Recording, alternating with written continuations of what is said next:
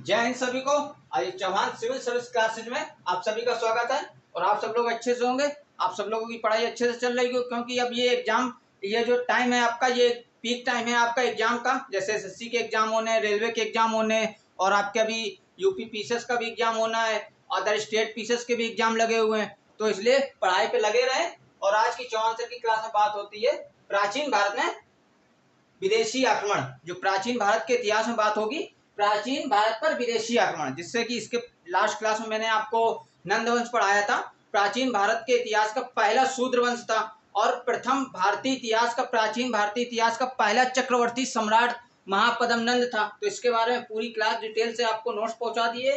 Notes तैयार करिए, video देखिए, नोट्स तैयार करिए। और आज की क्लास में बात होगी उसके बाद भारत में विदेशी आक्रमण हुए और इस विदेशी आक्रमण के बाद फिर आपका मौर्य साम्राज्य आया। तो मतलब ये जो आपका नंद वंश और मौर्य साम्राज्य जो था, मौर्य वंश था, उसके बीच में ये भारत पे विदेशी आक्रमण हुए।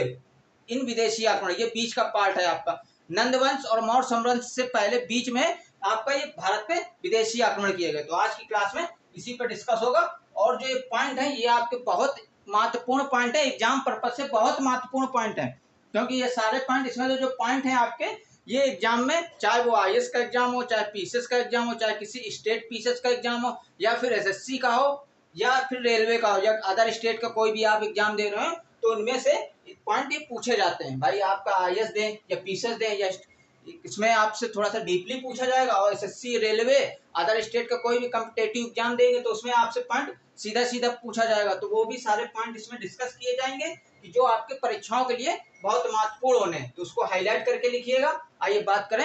और जो लोग भी चैनल में नए हो, चैनल को लाइक करें, शेयर करें, सब्सक्राइब करना मत भूलें और साथ में नोट्स बनाते चलें और जो पॉइंट, एग्जाम पॉइंट से उसको हाईलाइट करते चलें। जो परीक्षाओं के लिए महत्वपूर्ण पॉइंट है उनको एग्जाम पॉइंट से करके हाईलाइट करें। आइए बात करेंगे प्राचीन भारत पर विदेशी आक्रमण। प्राचीन भारत पर जो विदेशी आक्रमण हुए उनके बारे में बात करते हैं। जो प्राचीन भारत पर विदेशी आक्रमण हुए वो दो विदेशी आक्रमण, पहला ईरानी आक्रमण, फिर दूसरा यूनानी आक्रमण। तो पहला पॉइंट यहीं से बन गया, एग्जाम पॉइंट से हाईलाइट कीजिएगा कि प्राचीन भारत पर सर्वप्रथम आक्रमण किसने किया था। तो प्राचीन भारत पर पहला आक्रमण ईरानियों ने किया था। पहला आक्रमण ईरानियों ने किया था, फिर दूसरा आक्रमण यूनानी आए थे। ये समझिएगा, पॉइंट को समझिए। पूछ रहा है प्राचीन भारत पर विदेशी आक्रमण, प्राचीन भारत पर सर्वप्रथम पहला विदेशी आक्रमण किसने किया था। ईरानियों ने किया था, समझना। और पूछा जाएगा कि प्राचीन भारत पर पहला यूनानी आक्रमण किसने किया था। पहला यूनानी आक्रमणकारी सिकंदर था, पहला यूनानी आक्रमणकारी सिकंदर था। लेकिन पहला विदेशी आक्रमण किसने किया था। ईरानियों ने किया था। और दूसरा विदेशी आक्रमण यूनानी था। और ये अगर पॉइंट दूसरा एग्जाम पॉइंट से हाईलाइट कीजिएगा, ये पूछा जाए कि पहला यूनानी आक्रमणकारी कौन था, तो पहला यूनानी आक्रमण आपका सिकंदर था। तो ये दो विदेशी आक्रमण हुए थे, ईरानी और यूनानी आक्रमण। अब बात करते हैं भारत में प्रवेश। इन्होंने भारत में प्रवेश किन रास्तों से किया था। भारत पे आक्रमण करने आए तो आक्रमण किन रास्तों से इन्होंने भारत में प्रवेश करके भारत पे आक्रमण किया। तो उस समय भारत में प्रवेश करने के दो रास्ते थे। भारत में प्रवेश करने के दो रास्ते थे। पहला रास्ता जिससे आपके ईरानी आए, ये आए जेड्रोसिया के रेगिस्तान मार्ग से होते हुए। पॉइंट्स को हाईलाइट कीजिएगा एग्जाम से। जेड्रोसिया के रेगिस्तान मार्ग से ईरानियों ने प्रवेश किया। इसके बाद यूनानी आक्रमण, यूनानी जो आक्रमणकारी आए भारत में, ये आपके अफगानिस्तान और बलूचिस्तान के प्रांत में, बलूचिस्तान के रास्ते पड़ने वाला बल्क बैक्टीरिया के काबुल घाटी मार्ग में हिंदू कुश पर्वत को पार करके खैबर दर्रा से भारत में प्रवेश किया था। खैबर दर्रा से भारत में प्रवेश किया था। ज्यादातर पॉइंट ये पूछा जाता है आपका, यूनानी आक्रमण किन रास्तों से भारत में आया, यूनानियों ने किन रास्ते से भारत में प्रवेश किया था। तो यूनानियों ने भारत में बल्क बैक्टीरिया के काबुल घाट के किस पर्वतमाला को पार की थी, हिंदू कुश पर्वत को पार किया था। किस दर्रे से भारत में प्रवेश किया था, खैबर दर्रे से। एग्जाम पॉइंट से हाईलाइट होगा, बहुत पूछा जाता है आपके ये एसएससी रेलवे में कि यूनानी आक्रमणकारियों ने किस दर्रे से भारत में प्रवेश किया था। तो खैबर दर्रे से भारत में प्रवेश किया था। किस हिंदू पर्वत को पार किया था, हिंदू कुश पर्वत को पार किया था। किस रास्ते से आए थे, काबुल मार्ग से आए थे, काबुल मार्ग से आए थे। तीनों पॉइंट पूछे जा सकते हैं। वो किस तरह से पूछे ये आप समझिए। यूनानियों ने भारत में प्रवेश करने का, यूनानी कौन यूनानी आया था, सिकंदर भारत में आया था। सिकंदर भारत में आया था। किस रास्ते से सिकंदर भारत में आया था, काबुल, बल्क बैक्टीरिया के काबुल घाटी के मार्ग से हिंदू कुश पर्वत को पार करके खैबर दर्रा के रास्ते, खैबर दर्रा को पार करके क्या, खैबर दर्रा से भारत में प्रवेश किया था। किसने, सिकंदर ने। अब इस बात करते हैं ईरानी आक्रमण। पहले बात होगी ईरानी आक्रमण ईरानियों के बारे में, फिर आते हैं यूनानी में। तो अब पॉइंट होता है पहला ईरानी आक्रमण। ईरानियों ने जेट्रोसिया के रेगिस्तान मार्ग से भारत में प्रवेश किया, और ईरानियों ने ईरान में ये जो आए थे ईरानी, वो किस वंश थे? हकामनी वंश थे। ईरानियों ने जो भारत में प्रवेश किया था, ईरानी जो भारत में आक्रमण किया था, वो किस वंश के थे? हकामनी वंश के थे। हकामनी वंश के शासकों ने, किस वंश के शासकों ने भारत पे पहला आक्रमण किया? 2 पॉइंट है। भारत पे पहला विदेशी आक्रमण ईरानियों ने किया। भारत पे पहला विदेशी आक्रमण किस वंश के शासकों ने किया था? किस वंश के शासकों ने भारत पे पहला आक्रमण किया? हकामनी वंश के शासकों ने भारत पे पहला आक्रमण किया। अब इसमें शासक कौन कौन से थे? देखो, पहला शासक साइरस प्रथम, फिर कैम्बिसीज उसका पुत्र था। कैम्बिसीज के बाद डेरियस प्रथम, जिसको दारा प्रथम के नाम से जाना जाता है। इसके बाद जरक्सीज, जरक्सीज के बाद अर्थजरक्सीज, अर्थजरक्सीज के बाद दारा तृतीय। ये शासक हुए आपके, ये ईरानी शासक थे जिन्होंने भारत में प्रवेश किया था। साइरस प्रथम, फिर से देखिए, साइरस प्रथम, कैम्बिसीज, डेरियस प्रथम जिसको दारा प्रथम के नाम से जाना जाता है। इसके बाद जरक्सीज, जरक्सीज के बाद अर्थजरक्सीज, अर्थजरक्सीज के बाद दारा तृतीय। दारा तृतीय हकामनी वंश का अंतिम शासक था। हकामनी वंश का अंतिम शासक था। इसको सिकंदर ने अरबेला के युद्ध में, सिकंदर ने दारा तृतीय को अरबेला के युद्ध में पराजित करके ईरानी साम्राज्य को नष्ट कर दिया था। ईरानी साम्राज्य को पूरी तरह से नष्ट कर दिया था और ईरान पे अपना अधिकार कर लिया था। तो ये थे आपके शासक। अब इनके बारे में थोड़ा सा पॉइंट देखिए। भारत पे हकामनी वंश के शासकों ने भारत पे आक्रमण किया, और उसमें आक्रमण करने वाला पहला आक्रमणकारी साइरस प्रथम था। पहला पॉइंट से, एग्जाम पॉइंट से हाईलाइट होगा, भारत पे पहला विदेशी आक्रमण किस वंश के शासक ने किया? हकामनी वंश के शासक ने। कौन सा शासक था? साइरस प्रथम था। लेकिन ये असफल रहा, लेकिन ये असफल रहा। जेड्रोसिया मकरान के रास्ते भारत में इसने प्रवेश किया था, लेकिन ये प्रवेश नहीं कर पाया। रास्ते से आया लेकिन ये प्रवेश नहीं कर पाया, आक्रमण करने में ये असफल रहा, तो इसलिए वापस चला गया। इसके बाद कैम्बिसीज, कैम्बिसीज ने भारत पे आक्रमण करने का कोई प्लान नहीं, कोई योजना नहीं बनाई, और ये मिस्र में ही व्यस्त रहा, अपने मिस्र के उधर के साम्राज्य में ही, ईरानी साम्राज्य और मिस्र के साम्राज्य में ही उधर व्यस्त रहा कैम्बिसीज। इसके बाद कैम्बिसीज के बाद डेरियस प्रथम, डेरियस प्रथम जिसको दारा प्रथम के नाम से जानते हैं। इसका शासनकाल 522 ईसा पूर्व से 486 ईसा पूर्व रहा। दारा प्रथम का, डेरियस प्रथम का शासनकाल 522 ईसा पूर्व से 486 ईसा पूर्व तक रहा। आप समझिए, भारत पे आक्रमण इसने किया था, सफल हुआ था आक्रमण करने में। साइरस प्रथम ने आक्रमण किया लेकिन ये असफल रहा। तो किस शासक, कौन सा शासक जो भारत में आक्रमण करने में असफल रहा? साइरस प्रथम। और सफल आक्रमण करने में, भारत पर सफल आक्रमण करने का सफलता किसने पाई थी? दारा प्रथम ने पाई थी। दारा प्रथम या डेरियस प्रथम ने प्राप्त की थी।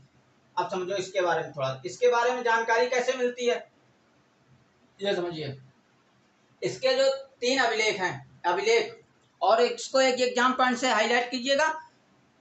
अभिलेख, सर्वप्रथम अभिलेख किसने जारी किए थे? दारा प्रथम ने जारी किए थे। इसी से दारा प्रथम से प्रेरित होकर, प्रेरणा लेकर अशोक ने अभिलेख जारी करना प्रारंभ किया था। अशोक ने अभिलेख, पॉइंट है ये आपके, पॉइंट जल्दी जल्दी आपको किसी बुक में जल्दी पॉइंट मिलने नहीं है, या ना कोई कोचिंग वाला आपको ये पॉइंट बताने वाला है कि दारा प्रथम ने सबसे पहले अभिलेख, शिलालेख को जारी किया था। अभिलेखों को जारी करने वाला कौन था? दारा प्रथम, डेरियस प्रथम था, ईरान का शासक था।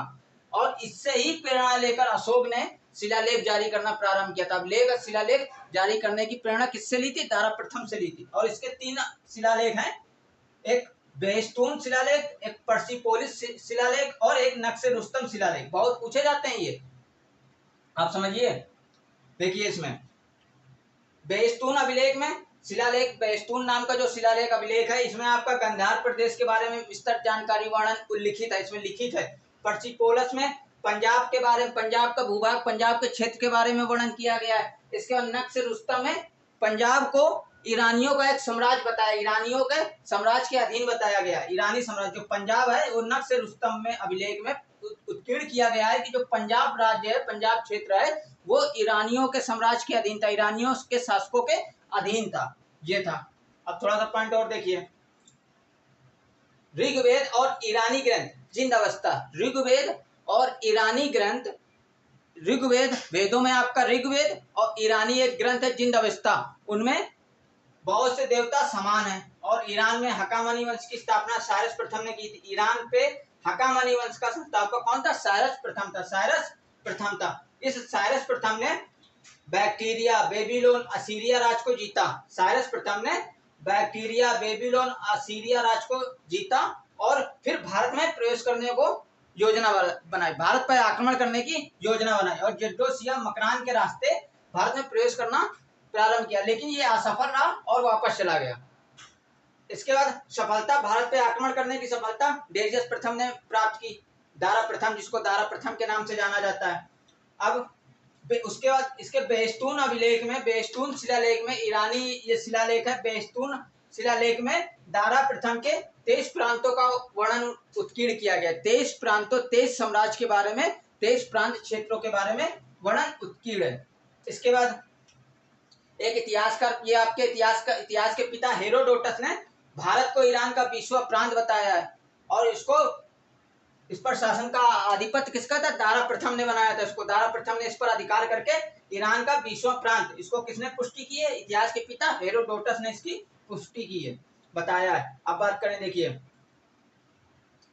दारा प्रथम ने भारत पे आक्रमण करने की सफलता प्राप्त की और इसके बाद इसने क्या कहते हैं, मकरान के रास्ते भी आया था, जेड्डोसिया के रास्ते भारत में प्रवेश किया और सफलता हासिल की और इसने क्या कहते हैं, गंधार प्रदेश, सिंध प्रदेश पर अपना आधिपत्य जमाया और उस पर अपना अधिकार किया और भारत को ईरान का 20वां प्रांत बनाया, भारत को ईरान का 20वां प्रांत बनाया। इसके बाद कहा जाता है कि जो सिंध प्रदेश था, जो सिंध क्षेत्र था, उसमें उस पर अधिकार करने के बाद सिंध क्षेत्र से ईरानियों को 360 टैलेंट सोना का राजस्व प्राप्त होता था। 360 टैलेंट सोना का राजस्व प्राप्त होता, जो फारस के सभी एशियाई प्रांतों, जो फारस के सभी एशियाई प्रांतों से प्राप्त होने वाले राजस्व का 1/3 भाग था।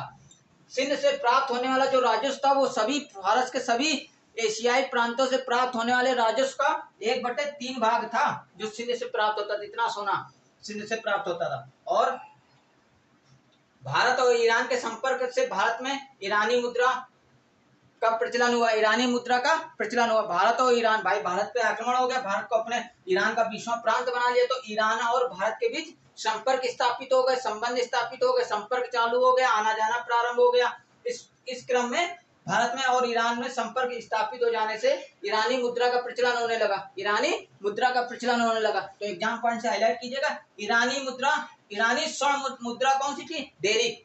ईरानी स्वर्ण मुद्रा डेरिक थी और ईरानी रजत मुद्रा शिगलोई थी। बहुत पॉइंट पूछा जाता है ईरानी रजत मुद्रा, और सबसे ज्यादा प्रचलन में था रजत मुद्रा, ईरानी रजत मुद्रा, जिसको शिगलोई के नाम से जाना, शिगलोई कहा गया, शिगलोई थी रजत मुद्रा। ये ईरानी रजत मुद्रा है जिसका सबसे ज्यादा प्रचलन था, चलन में था। जो सबसे ज्यादा मुद्रा ईरानी रजत मुद्रा थी शिगलोई, जो सबसे ज्यादा चलन में थी।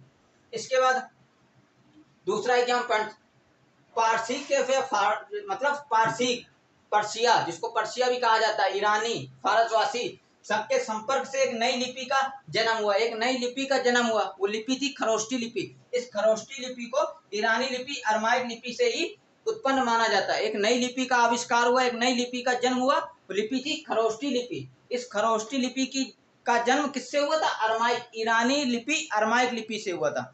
इस ईरानी अरमाइक लिपि से एक नई लिपि का जन्म हुआ, खरोष्टी लिपि। लिपि मतलब लिखने की कला, लिखने की कौन सी कला का जन्म हुआ था? खरोष्टी लिपि का जन्म हुआ था।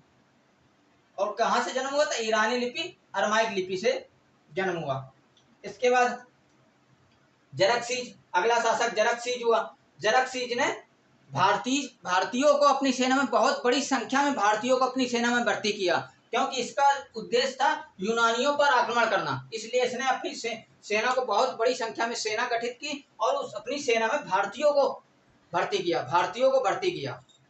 और जब ईरानियों ने आक्रमण किया था उस समय बताया आपको, इतिहास के पिता हेरोडोटस थे। हेरोडोटस ने भारत में जब ये आक्रमण किया, भारत को ईरान का 20वां प्रांत बनाया, तब हेरोडोटस ने एक उल्लेख किया है, वर्णन किया है कि जो भारतीय थे, भारत में जो सूती वस्त्र प्राप्त होते थे, भारत में जो सूती वस्त्र थे वो उनकी उत्तम क्वालिटी के भारत में सूती वस्त्र प्राप्त बनते थे। ये हेरोडोटस, इतिहास के पिता हेरोडोटस ने इसका वर्णन किया कि भारत में जो सूती वस्त्र थे वो उत्तम क्वालिटी के वस्त्र थे। इसका सूती वस्त्र के बारे में इन्होंने, हेरोडोटस ने उल्लेख किया है कि भारत से प्राप्त होने वाले जो सूती वस्त्र है वो उत्तम क्वालिटी के वस्त्र थे। इसके बाद जरकसीज ने भारतीयों को अपनी सेना में, बहुत बड़ी संख्या में भारतीयों को सेना में भर्ती किया, क्योंकि उसको यूनान पर आक्रमण करना था। इसके बाद अगला शासक अर्तजरकसीज हुआ। अर्तजरकसीज के बाद दारा तती शासक हुआ। दारा तती शासक हुआ। दारा तर्ती को सिकंदर ने, दारा तर्ती भाई क्योंकि इसने जराक्सीज ने भारतीयों को बड़ी संख्या में अपनी सेना में शामिल किया था, क्यों? क्योंकि यूनान पर आक्रमण करना था। इस क्रम में दारा तर्ती भी हुआ और सिकंदर और दारा तर्ती के बीच ईरानी और यूनानी, मतलब ईरानी शासक दारा तर्ती और यूनानी शासक सिकंदर के बीच युद्ध हुआ। दोनों की सेना आमने सामने होती है और दारा तर्ती को सिकंदर ने, दारा तर्ती को 330 से 331 ईसा पूर्व के आसपास अरबेला के युद्ध में इसको पराजित किया और ईरानी साम्राज्य का पूरी तरह से नष्ट कर दिया। ईरानी साम्राज्य को पूरी तरह से नष्ट कर दिया और ईरान पे यूनानी अधिपत्य हो गया, यूनानों का अधिकार हो गया। तो अंतिम शासक दारा तर्ती था। दारा तर्ती को सिकंदर ने किस युद्ध में पराजित किया था? अरबेला के युद्ध में पराजित करके ईरानी साम्राज्य का, हकामानी वंश को पूरी तरह से समाप्त किया। ईरानी साम्राज्य को समाप्त करके ईरान पर अधिकार कर लिया। तो ये आपके पहला आक्रमण ईरानियों का था। ये आपका ईरानी आक्रमण हो गया। इसके बाद भारत आए यूनानी। दूसरा विदेशी आक्रमण यूनानियों ने किया और प्रथम यूनानी आक्रमणकारी सिकंदर था। प्रथम आक्रमणकारी सिकंदर था। अब समझिए, सिकंदर का जन्म यूरोप के मकदूनिया में 356 ईसा पूर्व में हुआ था। यूरोप के मकदूनिया में 356 ईसा पूर्व में सिकंदर का जन्म हुआ था। इसके पिता का नाम फिलिप था। पिता का नाम सिकंदर के पिता का नाम फिलिप द्वितीय था और फिलिप द्वितीय मेसिडोनिया का शासक था। मेसिडोनिया, यूरोप के मेसिडोनिया का शासक था। इसके बाद पिता की मृत्यु हो जाने के बाद सिकंदर यूनान के मकदूनिया का 336 ईसा पूर्व में यूनान की मकदूनिया का शासक बना। यूनान के मकदूनिया का शासक सिकंदर 336 ईसा पूर्व में बना। और कब बना? जब पिता की मृत्यु हो गई। और यह भारत में प्रवेश कहाँ से किया था? 326 ईसा पूर्व में बैक्टीरिया के काबुल घाट से होते हुए हिंदू कुश पर्वत को पार करके खैबर दर्रा के रास्ते भारत में आया। भारत में आने से पहले थोड़ा सा पॉइंट यहाँ देखिए, भारत में आया कैसे था? इसको एकदम से कोई सपना तो आ नहीं गया था कि भारत में आना है, भारत जाना है। भारत में आने का कारण, पहला कारण था इसका, सिकंदर ने एक विजय अभियान बना रखा था कि मुझे संपूर्ण राज्य पर, संपूर्ण जो भी आसपास उसमें क्षेत्रों पर, प्रांतों पर अधिकार करना, अपना विजय अभियान पताका फहरानी है। पहला कारण था, जिसको सिकंदर ने मन में ये बनाया था। दूसरा कारण ये है आपका, कहा जाता है कि जो आपके इतिहास के पिता हेरोडोटस हैं, क्योंकि ये आपके इनके ईरानियों के बारे में समय में ही था, तो ये हेरोडोटस और यूनानी लेखक, इतिहास के पिता हेरोडोटस और यूनानी लेखकों ने ये उल्लिखित किया है कि जो भारत है वो अपार मतलब धन जो संपदा है वो भारत में बहुत अपार मात्रा में है। भारत में बहुत धनी है और बहुत अधिक मात्रा में धन संपदा भारत में है। तो ये इसका उल्लेख हेरोडोटस और यूनानी लेखकों ने किया, जिसको सिकंदर को बताया। और तब सिकंदर थोड़ा इससे प्रेरित हुआ कि जब अपार संपदा है तो वहां की संपदा को लूटा जाए। तो इस क्रम में सिकंदर ने भारत में आक्रमण किया था। इस क्रम में सिकंदर ने भारत में आक्रमण करने की योजना बनाई तब वो अपनी सेना लेकर भारत की ओर बढ़ा और 326 ईसा पूर्व में बैक्टीरिया काबुल घाटी के मार्ग से हिंदू कुश पर्वत को पार करके खैबर दर्रा से होते हुए भारत में प्रवेश किया। और इस भारत में प्रवेश करने पर उसका पहला जो सामना हुआ वो तक्षशिला पर आक्रमण हुआ। तक्षशिला के शासक आम्बी से हुआ। सामना जो हुआ वो तक्षशिला के शासक आम्बी से हुआ। मतलब पहला आक्रमण कहाँ पे किया? सिकंदर ने पहला आक्रमण कहाँ पे किया था? तक्षशिला पे किया था। शासक कौन था? आम्बी था। उसने आत्मसमर्पण कर दिया। आम्बी ने आत्मसमर्पण कर दिया और अपनी सेना के साथ सिकंदर का साथ दिया, पूर्ण सहयोग का वचन दिया कि तक्षशिला के राजा आम्बी ने अपनी सेना के साथ सिकंदर को पूर्ण सहयोग का वचन दिया। इसके बाद दूसरा आक्रमण जब यहाँ से हो गया भाई, आप बिना लड़ाई झगड़े के उस तक्षशिला पर अधिकार हो गया, तब आगे बढ़ने की योजना बनाई। जब आगे बढ़े तो झेलम और चिनाब के मध्य क्षेत्र में पौरव वंश का राजा पोरस का अधिकार था। झेलम और चिनाब नदियों के बीच का जो क्षेत्र था उस पर पौरव वंश का राजा पोरस का अधिकार था। और सिकंदर का बहुत प्रबल प्रतिरोध इसने विरोध किया। सिकंदर का बहुत, जिसको कहते हैं प्रबल विरोधी कौन था? पोरस था। और इसका बहुत अपने उसमें ताकत के साथ इसका सिकंदर का सामना किया है। तो दूसरा आक्रमण झेलम और चिनाब नदियों के बीच के भू क्षेत्र पर होता है और इसका सामना सिकंदर की सेना का सामना पौरव वंश के राजा पोरस से होता है। और ये बहुत बहादुरी और हिम्मत के साथ पौरव वंश का राजा पोरस बहुत बहादुरी और हिम्मत के साथ सिकंदर की सेना का सामना करता है और इन दोनों के बीच युद्ध होता है। और ये युद्ध झेलम नदी के तट पर होता है। सिकंदर की सेना और राजा पोरस की सेना का आमना सामना झेलम नदी के तट पर होता है। इसी कारण इस युद्ध को दोनों के बीच युद्ध होता है, बहुत भीषण युद्ध होता है और पौरव वंश का राजा पोरस बहुत बहादुरी और हिम्मत के साथ सिकंदर की सेना का मुकाबला करता है, किंतु वो पराजित हो जाता है। और दोनों के बीच जो युद्ध होता है, इस युद्ध को इतिहास में हाइडे स्पीच का युद्ध, वितस्ता का युद्ध या झेलम का युद्ध, क्योंकि झेलम नदी के तट पर हुआ था इसलिए इसको झेलम का युद्ध कहा जाता है। वितस्ता का युद्ध, झेलम नदी का प्राचीन नाम था वितस्ता, इसलिए इसको वितस्ता का युद्ध कहा जाता है। हाइडे स्पीच का युद्ध कहा जाता है। कब हुआ था? 326 ईसा पूर्व में हुआ था। 326 ईसा पूर्व में हुआ था यह युद्ध। किसके बीच हुआ था? सिकंदर और पोरस के बीच, राजा पोरस के बीच हुआ था। इसके बाद सिकंदर राजा पोरस की बहादुरी और उसकी हिम्मत को देखकर उसके राज को उससे प्रसन्न हो जाता है, क्योंकि उसकी राजा पोरस ने सिकंदर की सेना का मुकाबला बहुत बहादुरी और हिम्मत से किया और उसकी इस बहादुरी से प्रसन्न होकर सिकंदर उसके राज को उसको वापस दे देता है। उसकी बहादुरी से प्रसन्न होकर उसको छोड़ देता है और उसके राज को वापस दे देता है। इसके बाद जब ये हो जाता है तो पोरस के बाद फिर सिकंदर आगे बढ़ता है और कठ जनजाति थी उनको हराता है, उस पर आक्रमण करके उनको पराजित करता है। इसके बाद इस विजय के बाद उसने अपने सैनिकों को भारत विजय अभियान के लिए आगे बढ़ता है और आगे बढ़कर ब्यास नदी के तट पर पहुंचता है। ब्यास नदी के तट पर पहुंच जाता है। उस समय जब ये अपने विजय अभियान को लेकर ब्यास नदी के तट तक पहुंचा, तब तक इसके जो सैनिक थे बहुत थक चुके थे और ब्यास नदी का उस समय बरसात का समय था, ब्यास नदी में बहाव बहुत तेज था, तो उसके सैनिकों ने ब्यास नदी को पार करने से मना कर दिया था। बहुत प्रश्न पूछा जाता है कि सिकंदर की सेना ने किस नदी को पार करने से मना कर दिया था? ब्यास नदी को पार करने से मना कर दिया था, ना कि क्योंकि यहाँ दो नदी और भी झेलम और चेनाब नदी का भी उल्लेख हो रहा है, तो उसमें कंफ्यूज मत होना। उस पर आगे बढ़ा और किस नदी को पार करने से मना कर दिया था? ब्यास नदी को पार करने, सिकंदर की सेना ने ब्यास नदी को पार करने से मना कर दिया। जब मना कर दिया तब सिकंदर ने फिर यहाँ पे जब राज्य जीत गए, भू क्षेत्र हो गए, तो यहाँ पे दो नगर का निर्माण करता है। एक अपने घोड़े के नाम पर सिकंदर दो नगर का निर्माण करता है। सिकंदर एक अपने घोड़े के नाम पे किस नगर का निर्माण करता है? बुकाफेला के नाम से।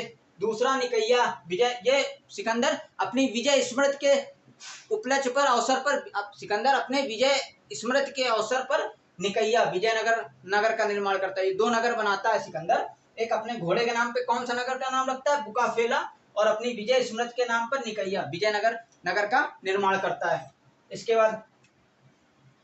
बाद यहाँ पे आइए क्या कहते हैं, और उसके बाद जब ये नगर का निर्माण करता है तो झेलम नदी के मार्ग से भारत की वापसी यात्रा करता है, वापस आता है। और किस नदी से आता है? झेलम नदी मार्ग से सिकंदर की भारत की वापसी यात्रा होती है, वापस जाने की यात्रा प्रारंभ होती है, क्योंकि भाई ब्यास नदी को पार करने से मना कर दिया, आगे बढ़ना नहीं है, तो इसके बाद ये वापस जाता है। वापस जाने के बाद क्या कहते हैं, एशिया के बगदाद में बेबीलोन जगह पड़ती, बगदाद में बेबीलोन जगह, वहां पे 323 ईसा पूर्व में मार्ग में ही, रास्ते में ही इसकी मृत्यु हो जाती। कब हो जाती? 323 ईसा पूर्व में। कहाँ पे होती है? बगदाद के बेबीलोन में। बेबीलोन हो या बगदाद हो, बगदाद में बेबीलोन में 323 ईसा पूर्व में मार्ग में ही इसकी मृत्यु हो जाती है। और ये बेबीलोन कहाँ पड़ता है? बगदाद, एशिया में। अब दूसरा एग्जाम पॉइंट, भारतीय भूभाग पर सिकंदर की अंतिम विजय। पहला, भारतीय भूभाग पर सिकंदर की अंतिम विजय क्या थी? पाटल पर राज्य पर थी। भारतीय भूभाग पर सिकंदर की अंतिम विजय पाटल राज्य पे थी। और सिकंदर भारत में 19 महीने रहा। सिकंदर भारत में 19 महीने रहा। सिकंदर भारत में 19 महीने रहा। तो ये एग्जाम पॉइंट आपके ये है। इसके बाद जब इसे काबुल में इसने प्रवेश किया था, तब इसने एक सिकंदरिया नाम का नगर का निर्माण कराया था। सिकंदरिया नाम के नगर का निर्माण करवाया था। और सिकंदर यूनानी आक्रमण से भारत से यूनानियों के संपर्क में आया और गंधार कला शैली का प्रचलन हुआ। गंधार कला शैली का जन्म हुआ। भारत में गंधार कला शैली का जन्म हुआ, जिसमें मथुरा जो कला शैली थी, मथुरा में ज्यादा फला फूला और गंधार कला शैली का निर्माण हुआ था, ये सब समझिए। इसके बाद बहुत महत्वपूर्ण एग्जाम पॉइंट है, भारतीय इतिहास का सिकंदर ही एक ऐसा शासक है, एक ऐसा राजा है, सिकंदर ही एक ऐसा शासक है जिसका जन्म, मरण और अंतिम संस्कार 3 अलग अलग महाद्वीप में होता है। महाद्वीपों में 3 अलग अलग जगह पर होता है। देखिए, जन्म यूरोप महाद्वीप में हुआ था, मकदूनिया में जन्म हुआ था। मृत्यु इसकी एशिया में हुई थी, बेबीलोन में हुई थी, 323 ईसा पूर्व में हुई थी। लेकिन इसका अंतिम संस्कार सिकंदरिया में अफ्रीका में किया गया था, सिकंदरिया में अफ्रीका में किया गया था, जो कि अफ्रीका महाद्वीप में पड़ता है, जो कि अफ्रीका महाद्वीप में पड़ता है। तो ये एक सिकंदर ही एक भारतीय इतिहास का एक ऐसा शासक था जिसका जन्म, मरण और अंतिम संस्कार 3 अलग अलग महाद्वीपों में किया गया, समझिए। तो ये थे आपके क्या कहते हैं, भारत में प्राचीन भारत में विदेशी आक्रमण, ईरानी आक्रमण और यूनानी आक्रमण।